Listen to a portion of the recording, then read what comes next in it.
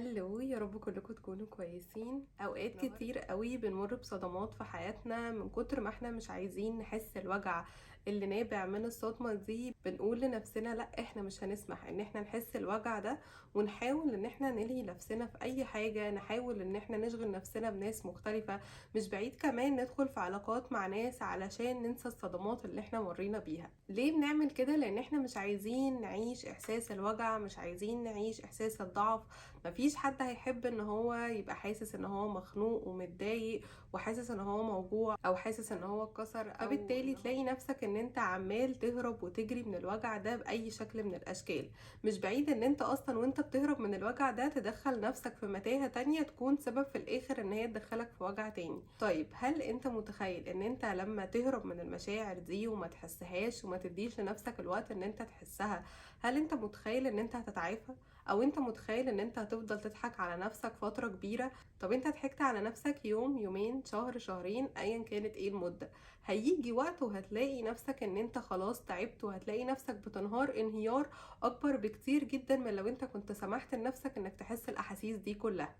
طيب، هو اكيد الموضوع مش بالسهولة ومش بالبساطة دي، واكيد محدش هيحب يحس ان هو متضايق ولا يحس ان هو موجوع ولا نحس ان هو مكسور، بس ده مش معناه ان انت تهرب وتجري من الوجع ده.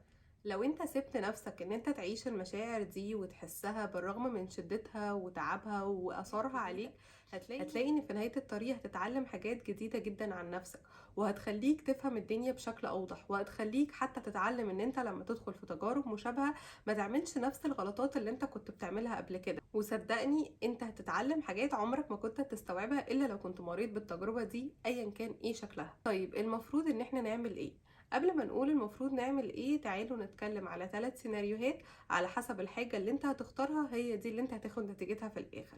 اول سيناريو، وهي ان انت هتمر بالصدمة دي ايا كانت ايه شكلها، ان انت هتسيب نفسك تحس كل مشاعر الحزن، كل مشاعر الوجع، وكل مشاعر الضيقة كلها، وهتسيب نفسك للفترة اللي انت محتاج ان انت تتعافى فيها. بس مش معنى ان انا سايبة نفسي ان انا احس بوجع واحس بضيقة واحس بكل مشاعر اللخبطة دي ان انا اطول في المدة دي، يعني اسيب نفسي توصل معايا لسنة وسنتين وتلاتة واربعة. لا طبعا، ما نعملش حاجة زي كده، بس لازم ابقى محددة مدة للحزن ده. طبعا مش بورقة وقلم وانا في خلال يومين هبقى تمام، ولا في خلال اسبوع المفروض بعدها ما احزنش او ما عيطش او ما اتوجعش على الحاجه اللي حصلت دي، لا. بس انت بتبقى اضرب نفسك ان خلاص كفايه كده.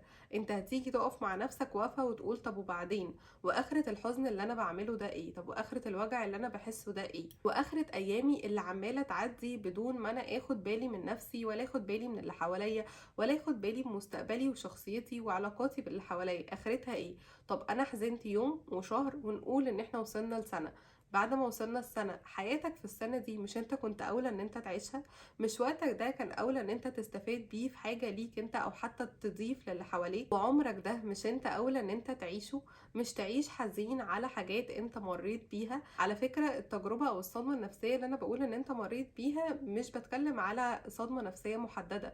مش بتكلم ان انت مثلا مريت علاقة مع شخص طلع غلط، او ان انت مثلا علاقة مع صحاب فطلعوا مش الناس الكويسة. لا، اي صدمة انت بتمر بيها في حياتك، وطبعا تختلف من كل صدمة للتانية بشدتها بالوقت اللي انت محتاج ان انت تتعافى فيه. واوقات كتير جدا بتوصل ان انت محتاج ان انت لازم تروح لمتخصص عشان يساعدك تتخطى ده. انا بعد ما اخدت بالي وركزت ان عمري ده هو اللي بيضيع، لا، انا هقف كده واقفه مع نفسي وهاخد بالي من مستقبلي وحياتي وشخصيتي، واحاول ان انا على قد ما اقدر استفاد من اللي انا مريت بيه ده، ان انا اطور بيه من نفسي. مش معنى كده ان انت الحزن راح من جواك تماما، ولا ان الصدمه دي راحت من جواك، ولا ان الوجع ده خلاص انت بقيت تمام ومبسوط والحياه ورديه وجميله. لا خالص، على فكره مش ده معناها. ده معناها ان انت بتحاول تعيش حياتك بالرغم ان لسه في جزء من الوجع والحزن جواك. يمكن يكون في مشاعر كتيره متلخبطه جواك، يمكن يكون في حاجات انت لسه ما فهمتش انت ليه مريت بيها، او ما فهمتش انت ليه بتحسها. بس على الاقل انا ماشي في طريق حياتي، انا مش موقف حياتي كلها وحزين. طب ما تكمل حياتك وانت لسه الحزن جواك. عارفين ليه بقول كده؟ لان انت وانت ماشي في طريقك وبتحاول ان انت تعافر في حياتك وبتحاول ان انت تقاوم وتحاول ان انت تاخد بالك من حياتك، هتلاقي ان انت في حاجات في الطريق وانت ماشي هتساعدك ان انت تتخطى الحزن والوجع اللي جواك ده. وهنا كان اختيارك ان انت تصمد وتصبر على الوجع اللي جواك، بس في نفس الوقت انا مش هنسى نفسي ومش هنسى حياتي ومش هنسى اللي حواليا، وهحاول اركز على قد ما اقدر في حياتي حتى لو انا حاسس احساس وحش او احساس وجع شديد.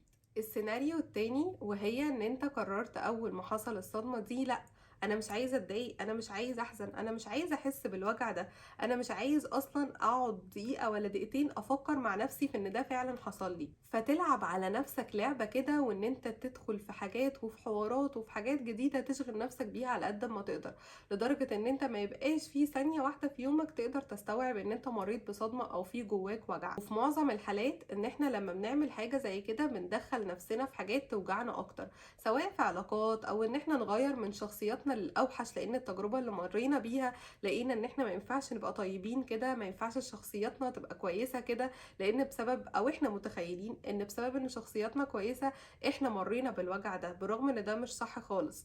بس اوتوماتيك انت بتلاقي نفسك ان انت اكتسبت صفات وحشه جدا، وتحاول ان انت لا انا مش الطيب ده، انا مش الكويس ده، وتقعد تلعب على نفسك ألعاب كتيرة قوي وتدخل ناس معاك في الألعاب دي. وللأسف في نهاية الطريق انت بيكون النتيجة أسوأ بكتير جدا من لو انت كنت سبت نفسك تعيش الإحساس والمشاعر الحزن اللي انت مريت بيها. عارفين انتوا كده كأنكم بتعملوا ايه؟ كأنك بتدوس زرار على قلبك تقوله ما تحسش، ومفيش حاجة اسمها كده.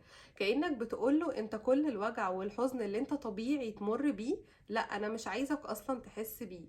وانت متخيل ان قلبك هيسمع لك فعلا، ومتخيل ان لا خلاص انا عرفت اضحك عليه وشغلته بحاجات كتير.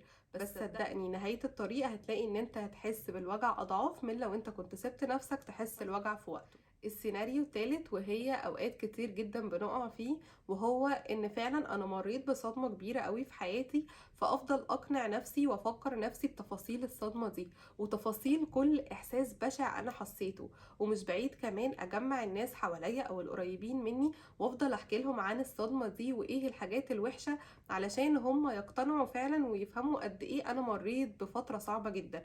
وده مش معنى كلامي ان انت ما مريتش بفترة صعبة فانت بتأفور او ان انت بتكبر الموضوع، لا انت فعلا مريت بتجربة صعبة ومريت باحساس صعب وموضوع مش سهل، بس انت بتعيش نفسك في هالة كبيرة قوي ما بتخرجش نفسك منها اصلا، وبتخلي اللي حواليك باللي انت بتقوله يتعاطفوا معاك اكتر ويقولوا لك ايوه فعلا انت المفروض فعلا تحس كده، لا ده انا لو مكانك كنت زعلت اضعاف، ده انت حقك ان انت تحس الاحساس الصعب ده. فبالتالي انت تلاقي احساسك بالوجع اتضاعف اكتر، وتلاقي اهو ما هي الناس حتى هي حاسه بيا، الناس حتى بتقولي قد ايه انا المفروض فعلا اكون موجوع، وتلاقي نفسك ان الوجع زاد اكتر من لما انت كنت اصلا متضايق. وللاسف تلاقي ان الايام والشهور والسنين عدت وانت محور حياتك هو الوجع ده بس.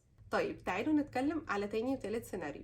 تاني سيناريو، انت متخيل ان انت لما ما تديش لنفسك الفرصة ان انت تحزن فتشغل وقتك قوي وتدخل في علاقات جديدة وتتلون بالحاجات اللي حواليك وتغير من شخصيتك للأوحش.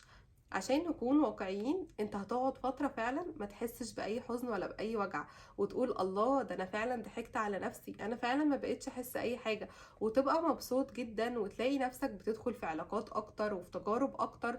وللأسف بيكون العلاقات او التجارب اللي انت بتدخلها دي بتأذي ناس في الطريق معاك وانت مش حاسس. ويمكن كمان لو حسيت ان انت بتأذيهم تقعد تبرر لنفسك لا لا انا مش بأذي حد، تقعد تقنع نفسك ان انت لا انا ما عملتش اي حاجة لأي حد، دي علاقات عادية او دي تجارب عادية. عارف ليه انت بتأذي حد؟ لان انت اصلا من جواك في الوقت ده انت مش متزن، انت مهما حاولت تقنع نفسك ان انت متزن انت هتكون بتضحك على نفسك بكل بساطة، لان انت ما اديتش لنفسك الفرصة ان انت تفهم اللي حصل لك ايه، التجربة اللي انت مريت بيها دي ايه نتائجها عليك وعلى شخصيتك وعلى احساسك وعلى رد فعلك مع الناس اللي حواليك وفي علاقاتك. فبتلاقي بعد فترة نتيجة التجارب اللي انت شغلت نفسك بيها ونتيجة العلاقات اللي انت دخلت فيها الكتيرة دي سيئة جدا، او مش بعيد ان انت ترتكب غلطات اكتر بكتير جدا من اللي انت ارتكبتها قبل كده، وتستغرب هو انا ليه ليه حظي كده، تستغرب انا ليه بخرج من مشكله وادخل في مشكله تانية. ما انت اللي ما اديتش لنفسك الفرصه ان انت تفهم التجربه دي كان نتيجها ايه عليك، التجربه دي وصلت ان انت شخصيتك تبقى عامله ازاي. وللاسف بيكون ان انت ظلمت ناس كتير معاك قوي في الطريق، وما ادراك ان انت تظلم حد ملوش اي ذنب غير ان هو قابلك في طريقك، وانت اللي ما اديتش فرصه لنفسك ان انت تتعافى